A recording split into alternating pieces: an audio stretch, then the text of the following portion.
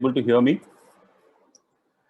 Okay, so good morning, everyone. Welcome to the fourth edition of CDUP's Knowledge Exchange series. We thank you for taking your time out and joining us today.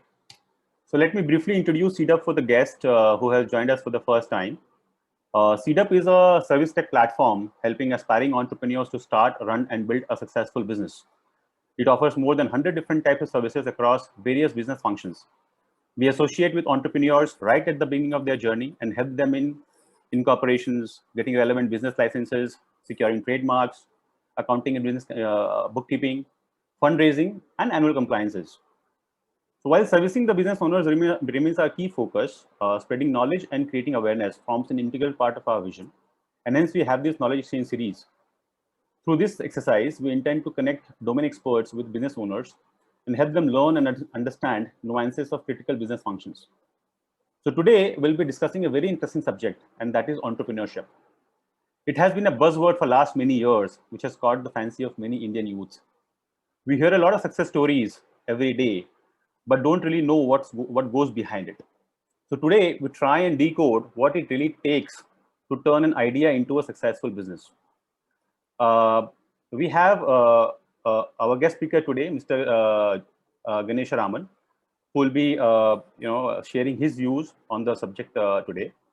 So let me introduce Mr. Ganesh Raman. Mr. Ganesh Raman, he's a VP and heads the global internal audit for 247.ai. He is passionate about creating positive community impact and leads 24/7's corporate social responsibility initiatives as a CSR trustee. In addition to his technology acumen, he is also an astute financial leader with a proven ability to turn around profit and loss accounts and increase operating profit. He has earlier worked at GE Healthcare, Visteon, and Lucas TVS. Mr. Ganesh Raman has submitted his PhD thesis on entrepreneurship at the Indian Institute of Sciences, Bangalore. He is a qualified post accountant and has completed his PGDBA from Loyola Institute of Business Administration, Bangalore, with triple gold medals.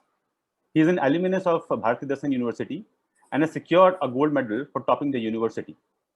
Thank you so much, Mr. Ganesh Raman, for joining us. It's a privilege to have you speak on our platform today. Over to you, sir.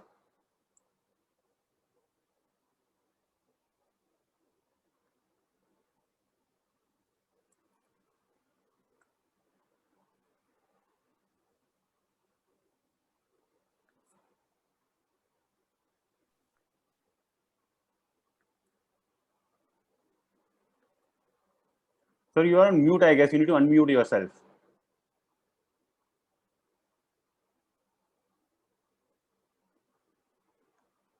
So please unmute yourself.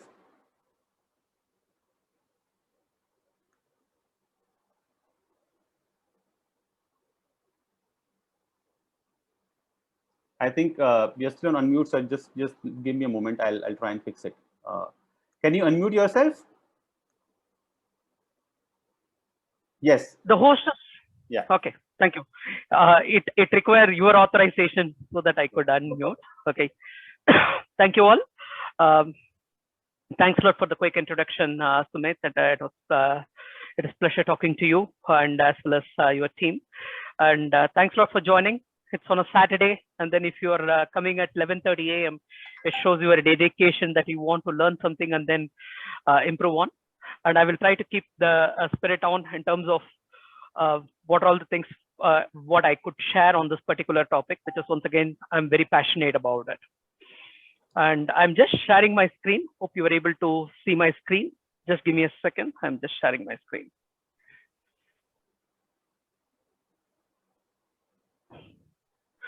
Hope you're able to see my screen. Yes.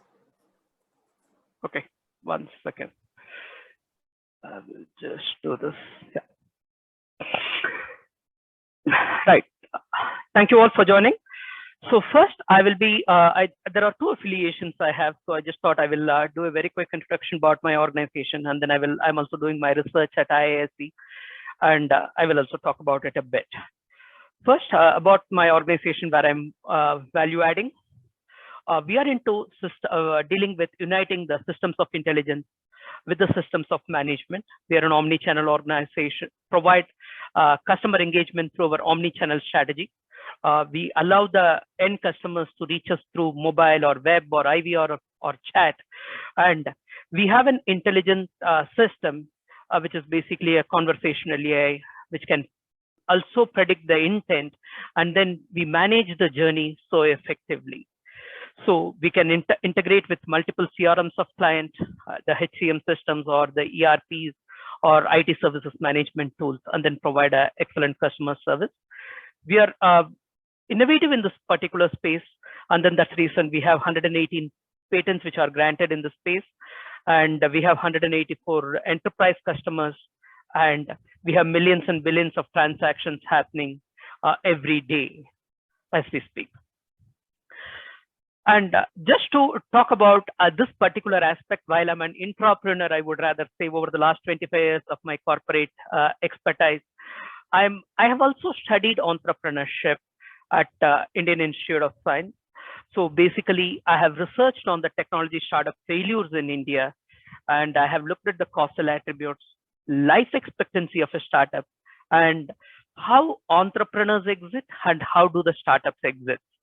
So this was my focus area of my research, and I have submitted my thesis, and I'm likely to do my defense by the end of the month of June.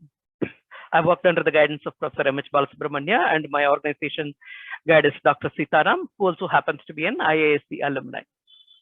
So this gives me the pedestal for me to talk to you about the topic which Sumit has given it to me. And I hope to make it entertaining and informative to you. And here is a quick agenda. I will just first talk about in general about entrepreneurship. Then one critical aspect I just thought I should bring it up, and which is how to differentiate a startup versus an SME. And when it comes to ideas, we cannot talk about it without innovation. So I will touch upon this particular aspect. Besides that, how to get that idea into an execution mode, what all the resources available. I just wanted to talk about it through entrepreneurial ecosystem model. And the next one is going to be in terms of the very high level view on startup success and failure. Today, I'm going to only talk about profile. The causal factors and the life expectancy and exits will be a bigger discussion. Probably we shall reserve it for our next quarter discussion maybe. And how do we take the idea to an effective implementation? What are all the reflections that we need to do? I will touch upon the business model canvas, which will help you to shape your idea into a business outcome. How are we going to make this idea deliver value to the business, what you are thinking about? So that we will explore it with the business model canvas. So this is the agenda I have. Any questions so far, or anything you want me to add? Sumit, any specific thoughts? I mean, I think you should cover, the agendas you have captured in the PPT. I think in that flow, yeah. Thank you very much. Okay, guys. First, let me just talk about the entrepreneurship. This is the one picture which I thought, which is pretty. It has really narrated the thought process of being a maker to an innovator. What differentiates us? The ability of an innovator is to solve the problem. From the feasibility, the desirability element gets added here, while when it reaches the hands of an entrepreneur, he converts that into an opportunity and makes that as a viable business. So that is what I'm thinking all of you are here for. So we see various opportunities, and then how to make it sustainable, how to make it repeatable, how to make the organization deliver it consistently to the customers.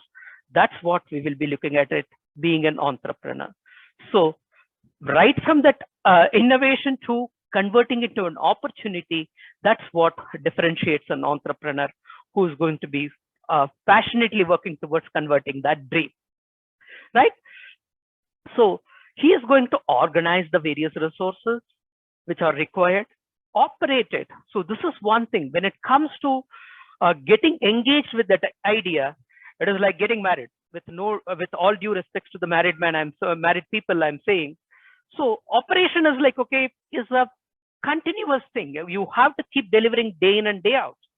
So it is not a one-time charm which really attracts and then takes things away. You have to continuously operate. Every transaction should be delivering the customer satisfaction. So that's what is very important.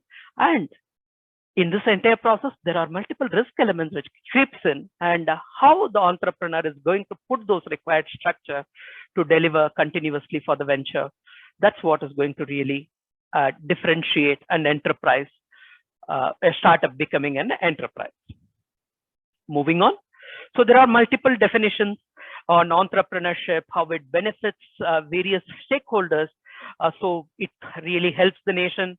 There is a growth of nations happening because of entrepreneurship. It indicates the economic prosperity of the nation, and the GDP of the country grows, and the per capita income grows, and the competitive index of the nation also improves when the startups prosper. I will also include the word SMEs, because SMEs are pretty critical. I will try to differentiate it in my own way, how I am differentiating a SME and a startup. So the competitiveness of a nation, when it increases, the skill set increases. So the human resource improve, the quality of life of the people improve. So there is going to be a job creation, and the regional development happens, which in turn multiplies the national competitiveness. So that's what I just thought I will highlight it to you. Why entrepreneurship needs to be focused. Moving on, this is something I just wanted you guys to respond. So let me just switch back one second. I will just go to the previous question, previous slide, and I just want you to use the Zoom window and then respond to me. What is a unicorn? How do you define a unicorn?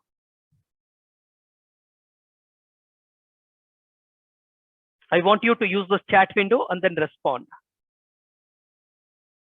What is a unicorn? Hey, Sumit, you have the chat window?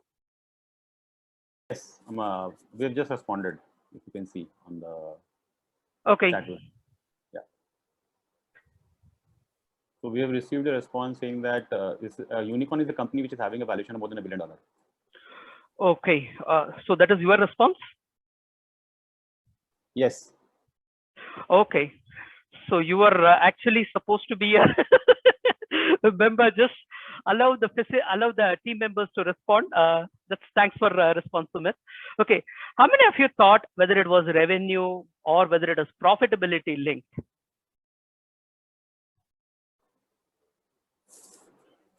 So now the next question, valuation.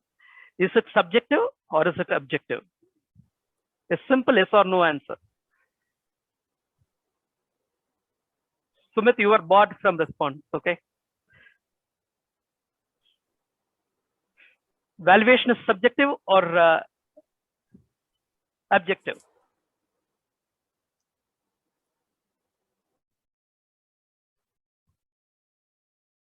Okay, so I'm getting a view. So yes, valuation can be completely subjective in my view. It can be, if you are a Jackie in Excel, you can increase the valuation also. So there needs to be, yes, fundamental values are there, while there is it is to a greater extent, in my view, it is subjective. So that's the reason I'm saying the unicorn race is going to be, yes, we will see those things in detail. So so how many number of unicorns are there in India? If you look at it, there are 37 unicorns in India with a valuation of 122 as on January, and an average valuation of every startup is around $3.3 billion.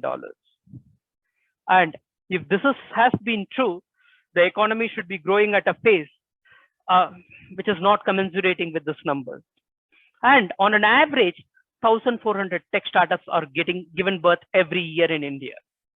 And the 6 startup hubs of India includes Bangalore, Delhi, Mumbai, Pune, and Chennai and Hyderabad.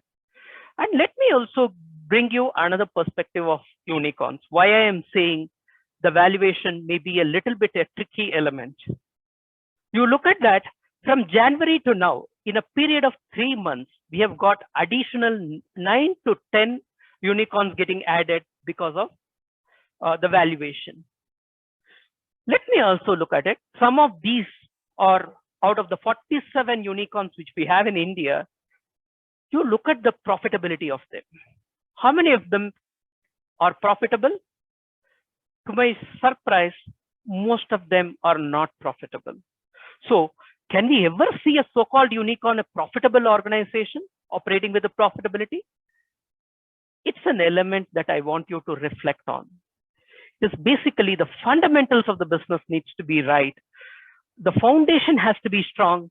Then you can build the organization, you can build the enterprise.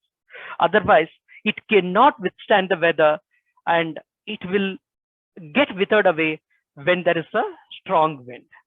So while there is a race for the unicorn, I would urge you, if you are in a startup exercise, focus on the product, focus on a lot of things which is with respect to how you are going to get your customer satisfaction and who sees the value in your delivery. That is really going to take your enterprise to a greater height in the long run. Be it a product or a service, doesn't matter. But unless the fundamentals are there put in place, it may be very difficult for the organization to sustain in the long run. That's my view. And there are many people who subscribe to it. There are many people who are ready to debate it. I'm ready for a discussion at the end of during our Q&A session. Moving on.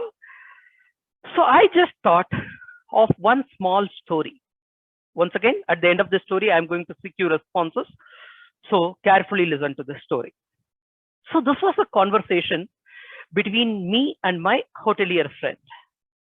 So I went to his hotel. My friend wanted to prove that he is very smart. And he called one of his person who was working for him, who was a teenager, maybe late teenager. He came.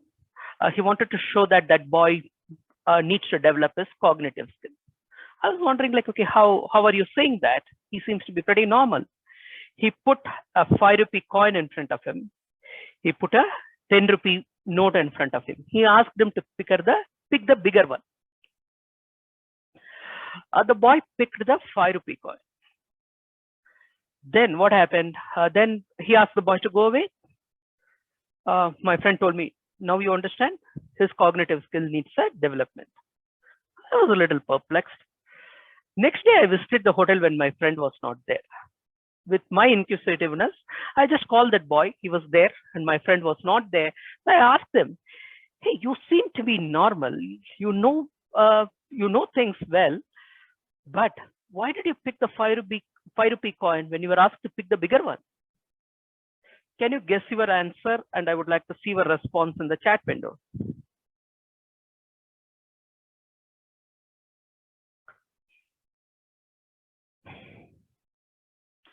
Guys, pretty quick in terms of your responses. What was the response of that boy? I want you to guess. Okay, Swati, good guess. Right?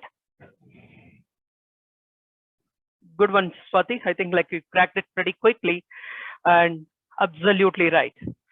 So the boy told, the day I pick this 10 rupee note, this game will stop. Nowadays, now I'm earning this 5 rupee 20 times a day. So I make 100 rupees in this way every day, whereas my salary is only 50 rupees.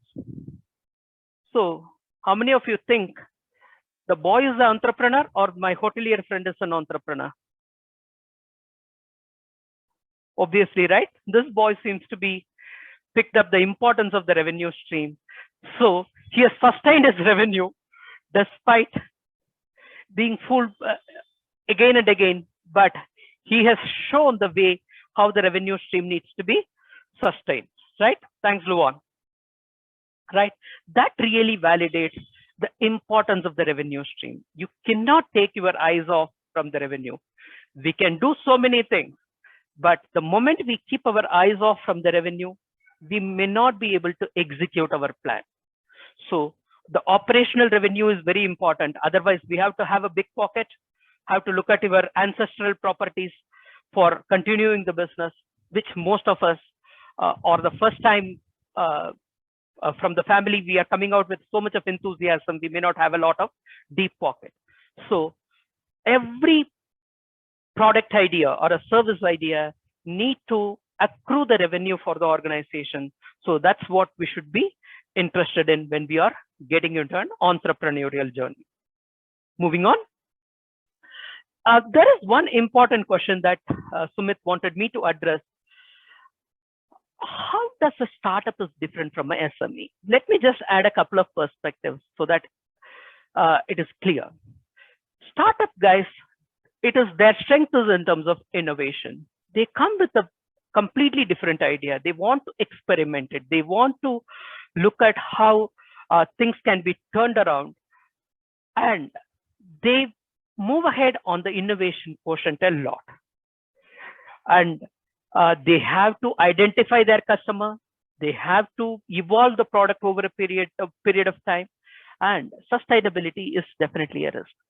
While SMEs work on the other hand, they know most of the cases. I would say they know their customers. They know the product area that they are going to deliver. What be it a product or a service, they know whom they are delivering. They know what their customer wants. They have an established customer need, and mostly they have the established market also. Because of that, their ability to sustain is on the higher side. They are like the smart boy who has the ability to see the sustainability, and then they are able to operate and then turn around the business, and they are able to grow on a steady pace. Whereas our startup friends, they look for a rapid and exponential growth, and then they take that risk factor with them because they want to play that game of innovation. So that is how I try to differentiate. And then probably I'm ready to pick any questions during our Q&A time. In the interest of time, I will move on. Right? When it comes to innovation, this is another area I just thought I will bring in some more perspective. So we spoke about startup, and then we also understand that we need to look at the innovation component because startups are trying to focus more on the innovation side. So I just thought I will pick the reference from the 7 sources of innovations of Peter Drucker. So when we look at it, the unexpected occurrence, if you look at it, one of the unexpected occurrence in the last 1 year, we can definitely cite the COVID, right? Was it an opportunity, or is it disguised on most of us? Has it created business opportunity, or has it taken away the business? Right. It's a great opportunity. If you look at it, for the humankind, we are able to show that we can develop the vaccine in less than 12 years and then have it administered to our people, right? So while it has really taken away some business in some of the industries, yes, once again, they are bouncing back. The hotel, the travel vertical, the hospitality vertical had taken a hit, whereas the innovation and the creativity of people has taken to a huge benefit. It has benefited the humankind, and it's an opportunity for the humankind. When it comes to the next word called as incongruence, is what Peter Drucker is talking about. Can you ever imagine an online examination or a online conference and all earlier? See, otherwise Sumit would have invited me to Pune, my favorite city, and then we will be having this conversation, right? So this incongruities forces us what we once thought as impossible. Nowadays, we are able to see online examinations, which we once thought, which was reserved only for the elite categories. Now it is available across, right? When it comes to the process needs, just can you imagine at the government level, probably you might have been seeing some notifications which are running around in your WhatsApp. India is the first country to be giving the digital certificate those who are getting vaccinated. If you look at PAN, if you have an Aadhaar, you can get your PAN number in less than 10 minutes, right? So there are process improvements which are taking place at all levels, including government, and the way it is helping the people is really great. You can get a loan sanctioned in less than 1 hour if you have all your documentations, if you have your PAN and you Aadhaar, everything in place, and you have the credit worthiness, then with your IT returns, you will be able to see the loans getting sanctioned in less than 60 minutes, which was earlier at least a 60-day affair, or if not a 6 months affair, right? And you look at the industry and market change. Take mobiles. We have to wait in the queue for about a few months or a few years to get a telephone connection. Now you walk into a showroom and then pick your mobile phone. You get your mobile phone getting activated in less than 15 minutes, right? Including all the verifications. You can pick the car of your choice the way you want. You can customize your car if you want, right? And you look at the demographic changes. That also drives a lot of innovation. Earlier, we used to be, everything was a B2B driven. Now, all the products design are moving towards a B2C. The demography is getting slowly wiped out with a lot of products reaching the masses. And changes in perception. How many of you would have thought work from home was a reality? Whereas the IT and IT service industry has proven that it is possible, and we are able to support the globe sitting at your home or sitting anywhere once you have the internet connection. And new knowledge. This is, you can see the way Apple has packaged various things. Nowadays, many things are coming as a package. So how you can turn the idea into an action and a sustainable business model, you can look at the sources of innovation and then get the required benefits. Moving on, the new product and processes and services requires tremendous amount of energy, effort, and time. And that is what an entrepreneur is able to effectively combine. And I use the word called as bricolage. They are able to mix it so judiciously and then deliver it so that their customers get the requirements satisfied. In that process, they are smart in making good margins to their business. I'm talking about those who are making money, those who want to burn the monies of the investors. I'm not talking about them here. We will reserve that discussion for a separate during our Q&A. So there needs to be a commercialization. So while there are innovation which is happening, it has to be commercialized. It has to be packaged in an effective way. Otherwise, it will lie, the innovation will lie, it will get buried if it is not commercialized. That is where we need an entrepreneurial ecosystem. Government of India is trying to put a lot of effort to connect the industry and academia. The government is playing a huge role in taking this innovation happening either at the industry or at the academia to reach the masses. Once again, they try to look at the factors which are available at the hands of the industry or the academia, try to effectively mix them so that the consumers, end of the day, get the benefit. So this is a triple helix model, which is once again propagated by my professor. So it has a lot of positivity in it. There are factors in terms of, I will be talking about it subsequently. So I'm reserving these components for our subsequent discussion. So the nonlinear growth in creating the value can happen if we leverage. Trying to do everything on your own is going to be really a risky proposition. That also we will see it in our business model canvas. So effectively leveraging the ecosystem is required by an entrepreneur, has to benefit from this. That's what will create the value to the customer. So when all these components, when we were discussing, so one of the key things which was coming out was the success and failure. Is there an opportunity to differentiate? So is there a way that we shall look at how we shall look at what are the lessons learned it can be? So can we have some prescription? Yes, there are some opportunities that are that I can put it in front of you to say, these are all the aspects that you can take care of it if you want to be avoiding the failure or preventing a failure.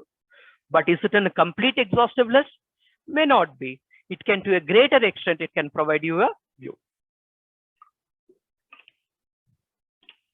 Just give me a second. Yeah. Moving on. So while we have spoken about the startup journey, the startup has multiple challenges. To access a rose, you have to cross the thorns, right? So if a startup has to be successful, it will overcome the challenges. And then the startup lifecycle stage really poses multiple challenges as they progress. And across the globe, it is closer to 90% of the startups experience failure. It is more than 90% of the startups which experience failure. So that was my focus in my study. I want to understand the startup failure phenomenon. So I focused on the causal attributes. I focused on the life expectancy of the startup and the exits, which is currently not point of our discussion. So I restrict my discussion in terms of only the profiles and as well as how we shall learn from there. So while the startup failure, there are multiple definitions. The chosen definition I have taken it. The internal stakeholders perspective is different. While the entrepreneur perspective says, yes, I have, as long as I have launched a great product, I'm successful. That may not be the case. While the business perspective is different and economic perspective is different. So if the startup has experienced a failure when there is a cessation of operation, when there is a loss of identity. What is loss of identity? If there was a planned exit through an M&A or was a forced exit through a management change, they also form part of the element of failure because the organization had completely lost its identity. It stopped delivering under its own name. So that's the definition we had. And when we looked at the startup life cycle stages, the emergent stage startups have not earned any revenue, and the customer testing and the market identification couldn't be done. So they had challenges on these. Stability stage startups have earned revenue and they were not yet profitable. While they were able to, they have to get the repeat customers and then do the market penetration. They had challenges in those areas. And the growth stage startups are earning revenue and they were profitable. So they were able to scale and then they are able to do the market expansion. That's how we have looked at that in terms of the various startups. So when we looked at the profile of the entrepreneurs, the education profile, the entrepreneurial background, the financial stability also we analyzed, and the startup profile in terms of what they offer to the customer, their co-founder experience, the sources of funds, and then their human capital, what they were having. That also we analyzed when it comes to the profile. So out of the 151 startups we analyzed, we could figure out the life cycle stage of the startup has an significant role in deciding the startup success and failure. And when it comes to the startup profile analysis, we could see that the product and service is becoming a bigger differentiator.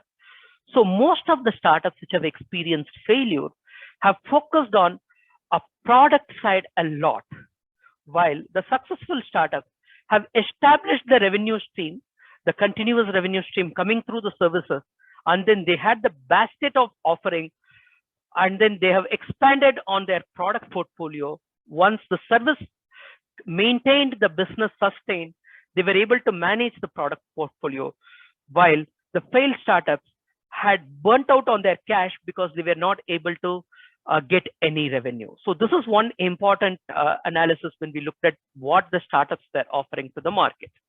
And similarly, the focus of the high tech, the failed startups were focusing more on having more technology STEM resources on their hand and then try to deliver what the market requires. Whereas the successful startups focus more on the customer delivery.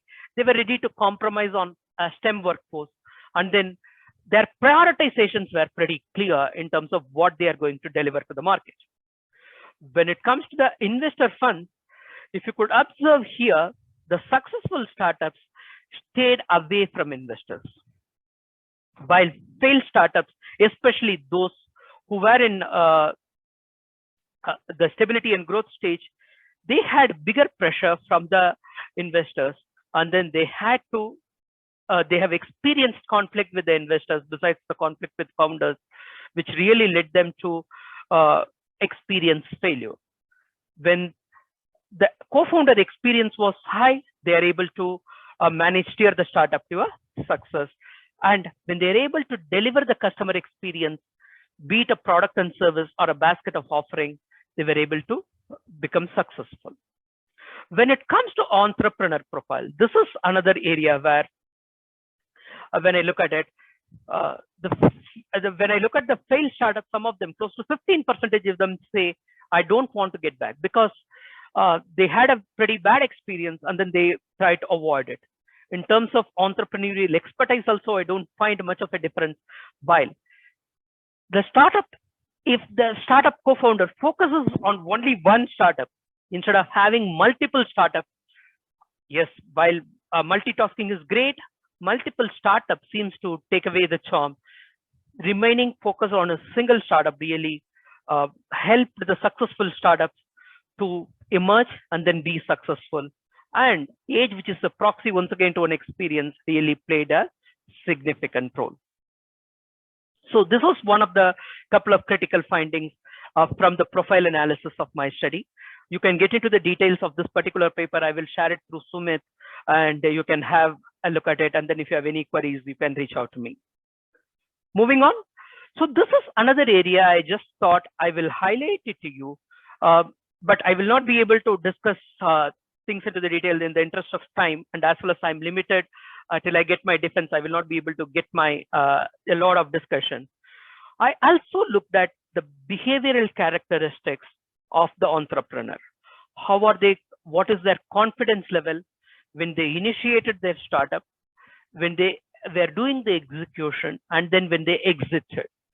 So their risk-seeking ability and their decision-making ability. So while I have looked at all these components, I also looked into the internal factors. What are all the internal factors? These are all the resources which is available in the hands of the entrepreneur who can vary it to get the required business delivery, right? So when it comes to finance, let me just elaborate on the finance. Hey, Sumit, time is 12 and a quick time check. Can I go up to 12:20 and then have the Q&A for 10 minutes? No, you can carry on. No, we don't have time constraint. Please carry on. Take your time. Okay, right. So when we look at the finance, I looked into several aspects of in finance. So if you look at it, most of the entrepreneurs run around capital. And I have told you earlier itself, if we can avoid running around, rather focus on the product, that is really going to be really getting you more returns rather than running behind investors. If you want, I can share you the story of Practo. Shashank completely turned away the investors in the initial phases till the product got stabilized. Then later investors were coming, hey, can you please take my money and then you go for your expansion. So all his 5 of the acquisitions happened subsequently with the investor money once he established a great product. So he always advises, spend time on your product, have the great roadmap, have the product adoption, focus on the customer needs. That is what is going to really get your later investor money. That way he was able to establish the revenue stream and if possible, go for the debt, that is okay, but manageable debt, what you can afford. Here I will also talk about the effectuation principle of Saraswati. So if it can be managed, what you can afford, go for it. Do not burn your finger beyond what you could afford. And having the OpEx control by leveraging the external factors. If you look at it, the infrastructure, how many of us can go to an academic institution and then take their services which is available, their labs, can you utilize it? There are incubators which are operated by government through NASSCOM. Government is operating the 10,000 Startup India initiatives. Every state government is offering so much of incentives, How are we leveraging them? You can completely minimize the operational expenses if you go and then knock at the right doors. So I think Sumit may have some of the offerings, probably try to leverage it. And One of the things, if you are in the hardware space, will be the supplier credit. If you can effectively manage your supplier credit and operate on a positive cash, there also you can stand to get benefit. And most of the founders have also experienced payment delays. While they have an assured order, they have delivered the product and services, they had to experience payment delays. So those are all the difficulties of an entrepreneur. And then managing the cash, since they were not aware how to manage the cash, they also got into difficulties. If you can get an idea to an execution mode, I think you can learn the basics of finance.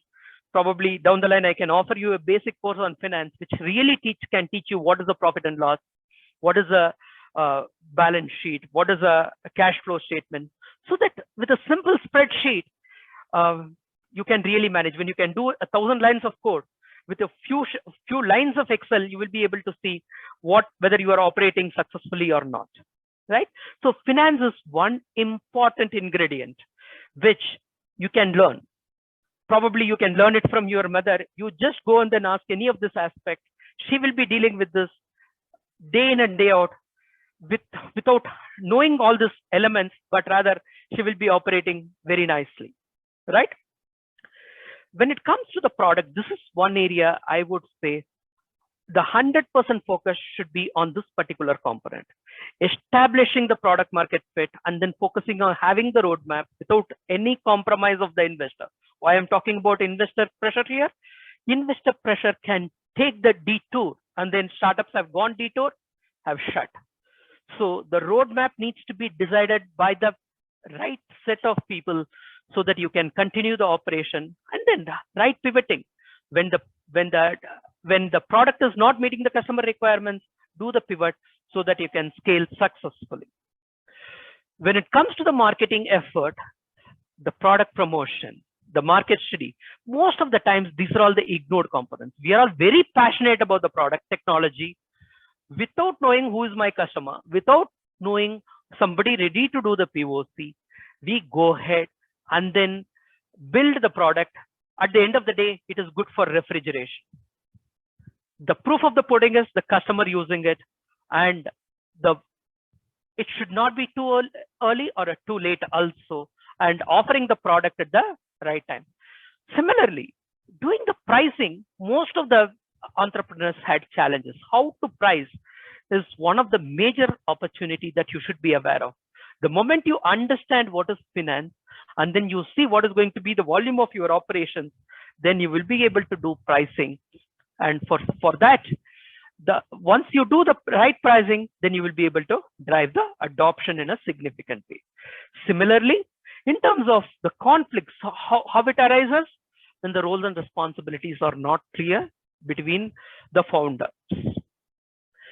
So one area that you need to be aware of, what is going to be the delivery of co-founders, that should be pretty clear.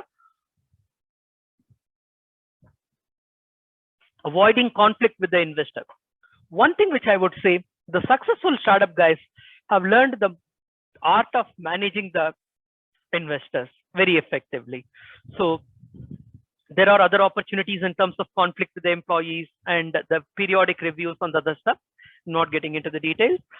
Similarly, getting the right resource, be it at any level. Startups, we have the friendship is beyond business. That's what we need to understand. While what works in friendship may not work in business. So you need to learn to differentiate friendship from a partnership when it comes to the business. And the poor hires, if we don't have the right skill set, that's really going to cause a mismatch when it comes to the product delivery or a service delivery.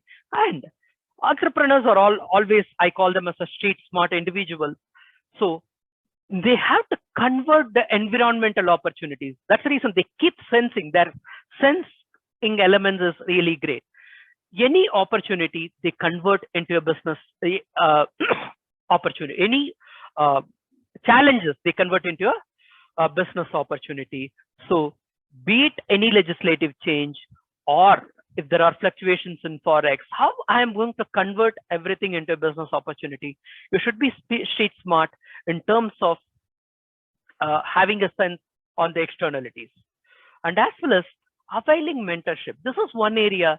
Many a times we have mentors, we go and then sit with them, closing our ears. This is one thing, and then later blame, my mentor has not advised me. Who is going to, at the end of the day, execute it? It is the entrepreneur, right? So if you avail mentorship, have your ears and eyes open, listen to him, put a plan of action, and then execute, and then go for a verification. Many a times you go and then sit with the entrepreneurs, and then you find that, yes, he has told me, he has advised me, I have ignored it. What else the mentor can do? He cannot, you are not a child for him to go and then do the putting the monitoring in place, right? So how we are going to leverage our mentors is completely in the hands of entrepreneurs. So we need to differentiate. You cannot get all the mentoring which is required from one single person. So the business mentoring is going to be different from the technology mentorship. So I have just elaborated on the various factors that an entrepreneur can look at it. So almost I have covered 33 factors. Closer to 10 of them, I consider them as a priority. Probably in the next session, I may plan to cover it for you folks. Moving on. So leveraging the mentorship. Nowadays, the mentorship doesn't cost. If you're here, if you're going to pay for the mentorship, that is different. Whereas in NASSCOM or any other good incubators, if you get a seat, you will be getting mentorship free of cost. And if you can have a professor to do the, if you are having a hardware involved, you can get into an academical institution and then have a professor to support you. Then you will be able to get the costs down. I'm talking about how to minimize the operational expenses. And the incubators offer you so much of space free, bandwidth free, all those things you can minimize your cost. So you should be aware of those elements and grab them. No need to spend when something is free, right? If you decide to have your deep pockets, then you can afford to do that. So just to reflect on this, I'm suggesting the business model canvas. This is once again a separate session, a one-day workshop, whereas we can have an introduction to business model canvas probably in a period of 45 minutes or 1 hour. We will do probably at a later point in time. So as an entrepreneur, I would advise you to play with this. I have also given, you can search for this. There are so much of material available in the YouTube, and I have my video also shared through Sumit. So you can understand what is the need for establishing your startup's value proposition. You have to first get convinced it's not only the idea can be converted into a customer value adding proposition. You need to figure it out. It is the passion should get differentiated with the value addition or the value proposition to the customer. So first, that is going to be the biggest reflection an entrepreneur must do. In addition to that, what all the customer segments which we are planning to deliver. Do not attempt to boil the ocean. Choose the right customer segment and scope it to a few locations, or if it is going to be a global product, yes, choose the cities where you want to deliver. All those things you need to be, you can be smart in terms of doing it. And then what is going to be the various channels of the delivery, and how are you going to establish the relationship so that you can have the customer stream established. You remember the value of the revenue stream? The revenue stream is important if we address these components in terms of the customer segment, the customer channels, and then the customer relationship when we have a product which can add values. In addition to that, please be aware of the cost. Know your cost. I have emphasized on the capital expenditure and keeping the capex low and keeping the operational expenses optimized by leveraging the various things which are available, right? So if you look at it, who are going to be my key partners? That you have to figure it out. Don't try to do everything yourself. If things are available, how you can leverage partnership? This is what, once again, I am trying to say, differentiate friendship and partnership. Have the terms and conditions clear. Even if you're going for a co-founder, how you can avoid the conflict is having a clear conditions between you and your co-founder in terms of the having the right conditions. Many people miss that, and then later it becomes a lot of heartburn, and then people don't want to see each other. Why? Friends becoming foes is not unexpected because of a startup, right? So establishing that partnership needs to be, it should be a leverage. You should know what to leverage, whom to leverage, when to leverage. That's what needs to be done through the right partnership. And in terms of the key resources and the key activities needs to be sustained day in and day out.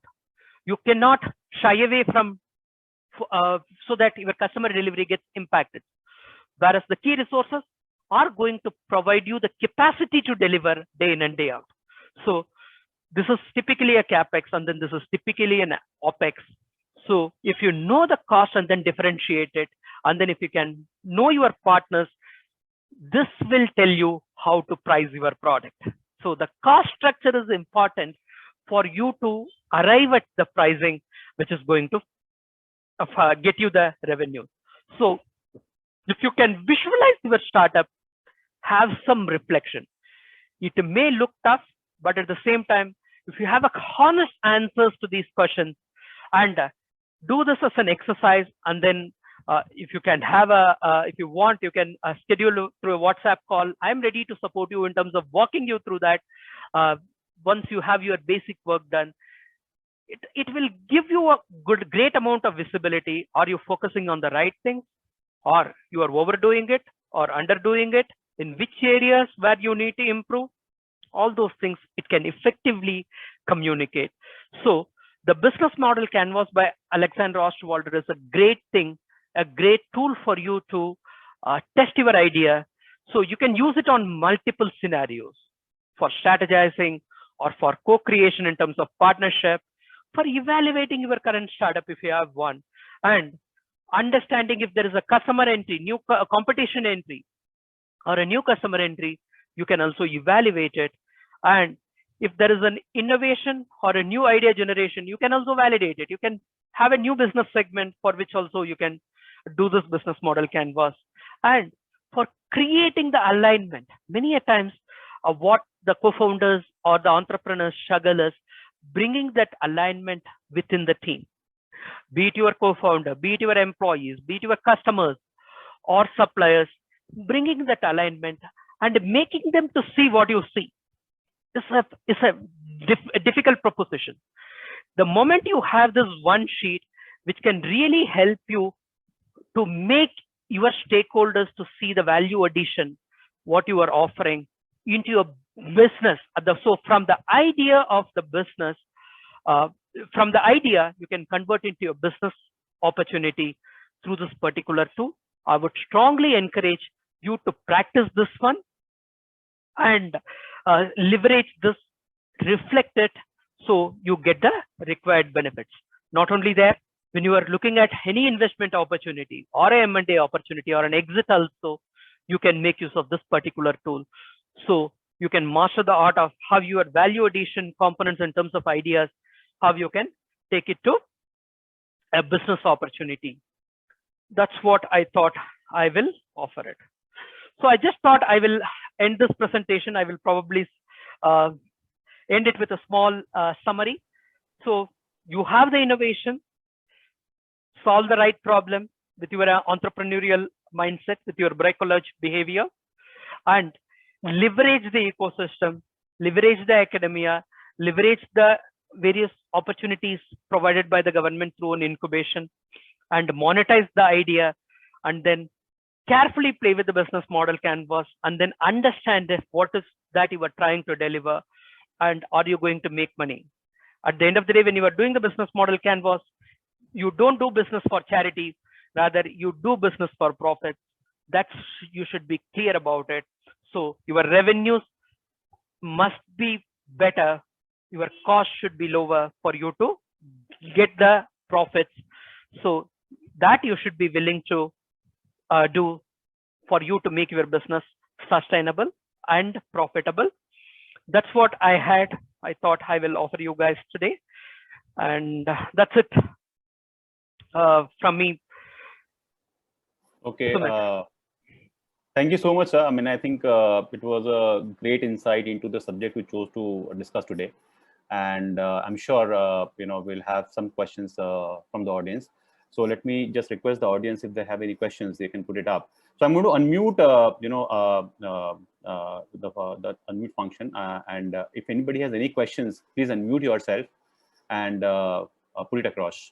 We'll try and answer to our expert. So if anybody has any questions, please speak up.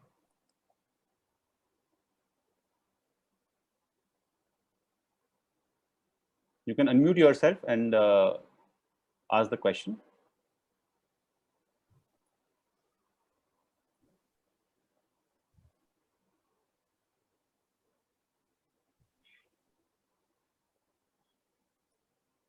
So I don't think we have received any questions so far. So I have a question myself, Ganesh. I mean, every time we hear idea being great, execution is most important, when it comes to create a successful business.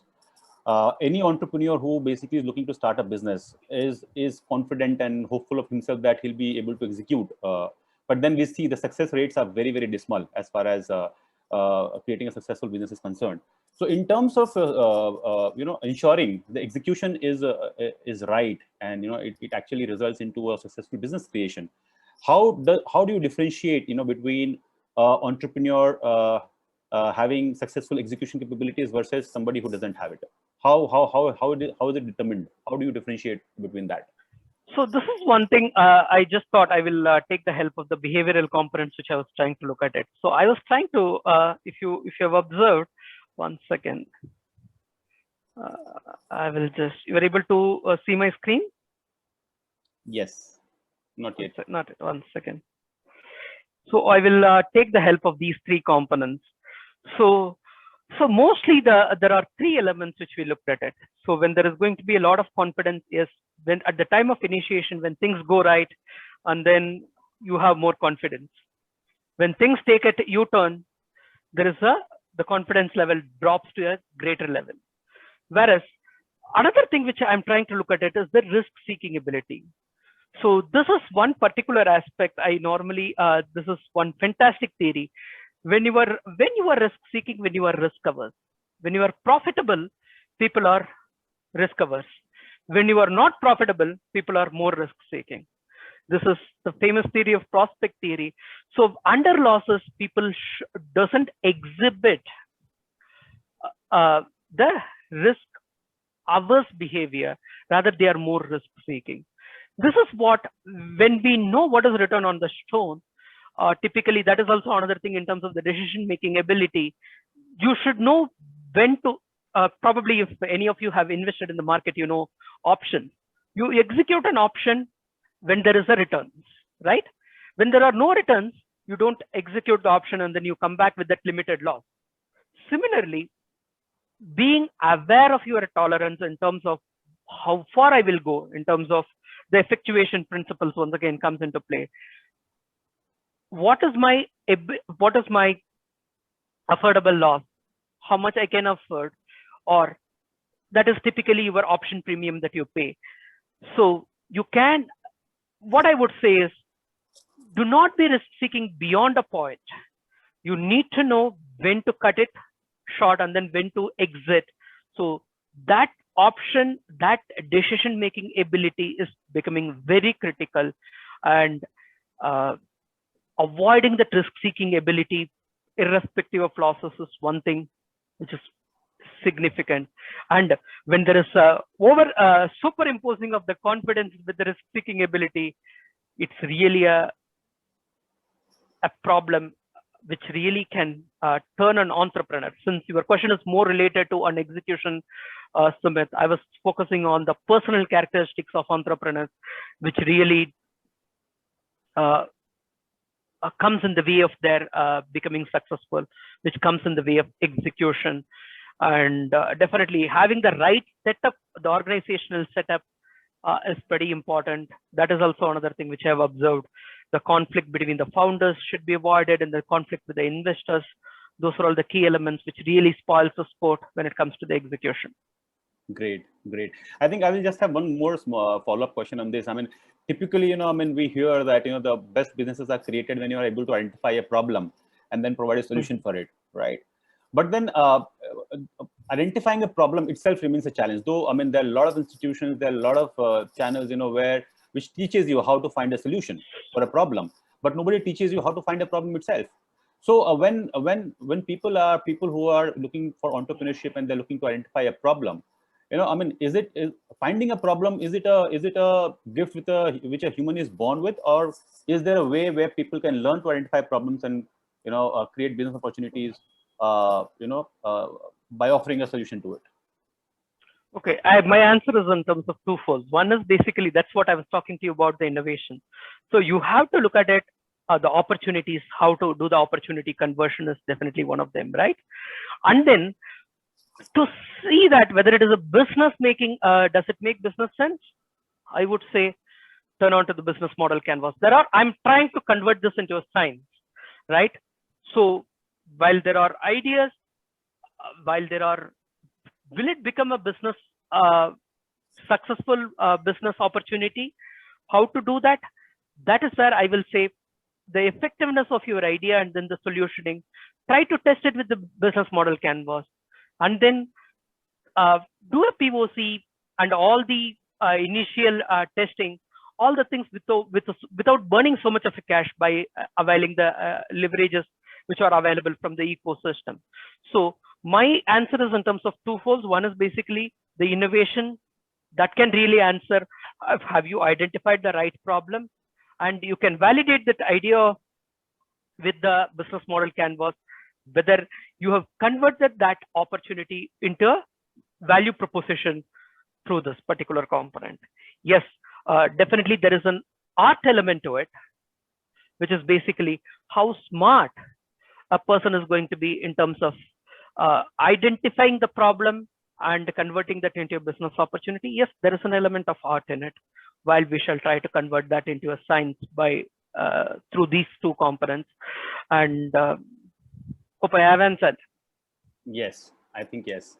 Again, I mean, going back to the audience, anybody has any question, please unmute yourself and ask. I had one question. I needed to understand if there's a difference between being an entrepreneur and just running a business.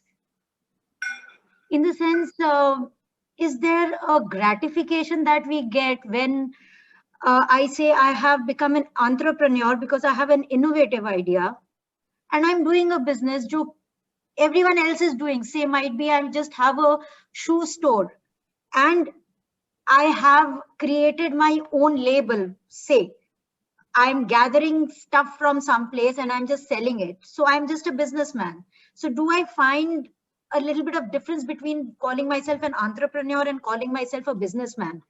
Like, have you done any kind of study therein? Okay, let me put it. See, as long as you are, see, that's what, like, okay, the terminology wise, there are so many things in terms of an innovation driven. As long as your business makes money, if you can put a business model which can really make the money, I would say, and you keep innovating in that space, particular space, with differentiating in terms of value adding, in terms of not only the, so how you are going to differentiate yourself? If you are probably, if you are in the Pune city, you should be known as the best shoe offerer to any, what is the segment that you want to offer. So maybe schools, or maybe to business, or maybe to women.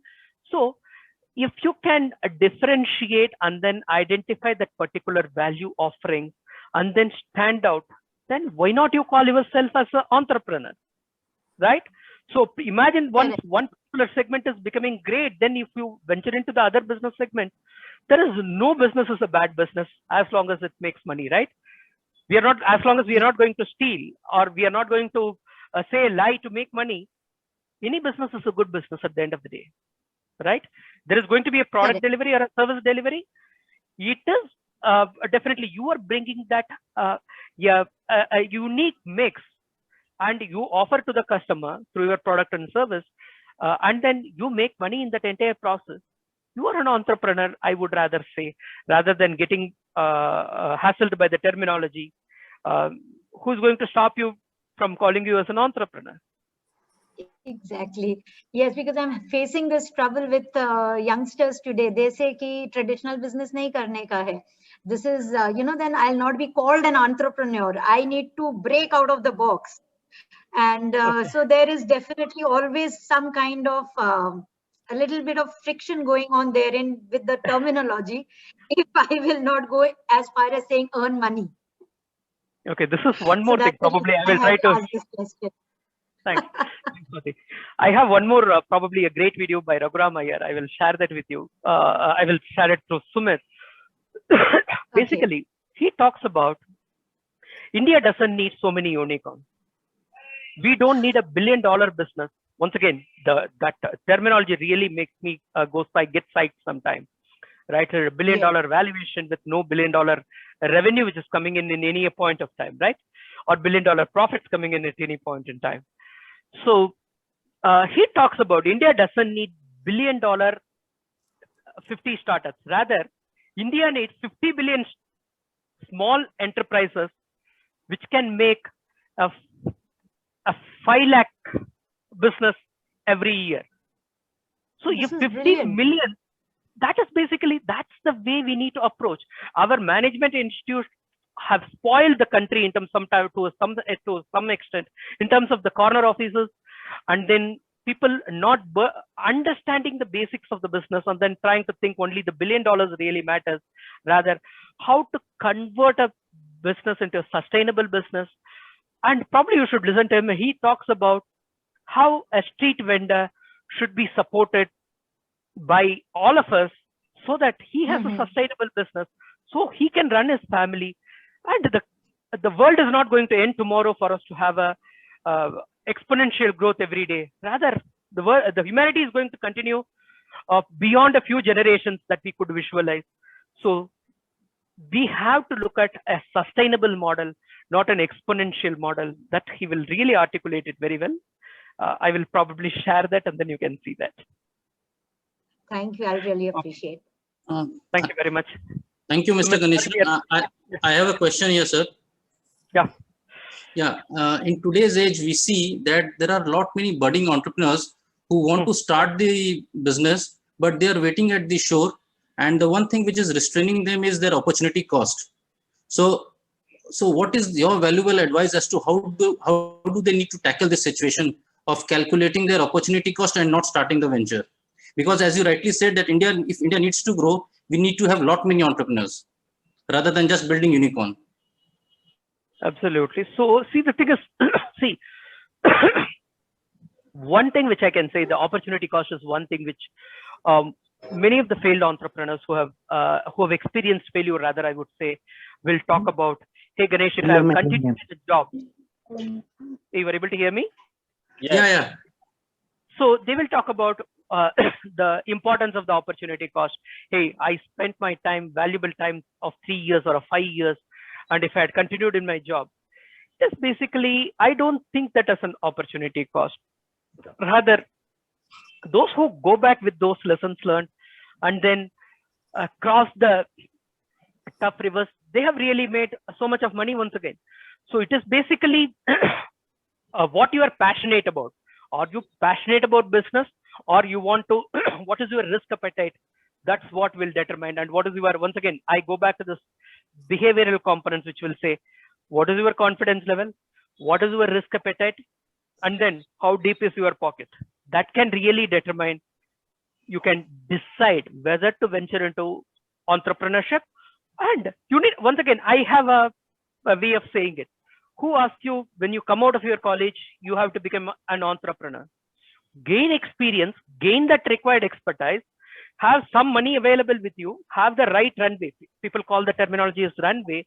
Have that as a right terminology, runway, and then venture into entrepreneurship and then explore the world. Why you have to burn the finger? Like, okay, no. When I come out of the college, it is like a child which is getting into the swimming pool and then wanting to learn the swimming. You have to learn the steps.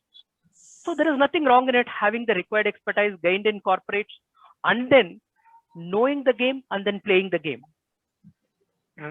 That's my advice, if you ask me. Okay, thank you. Do we have any more questions? Please unmute yourself and ask if you have any more questions. I think we don't have any question as of now. So this brings us to the end of our webinar. I sincerely thank Mr. Ganesha Raman for taking time out of his busy schedule and coming on our platform to share his views. I think it was thoroughly enjoyed by everybody. And I hope to see everyone in the next webinar when we plan one. So thank you so much, everyone. Have a good day. Thank you all. Thank you. Thank you.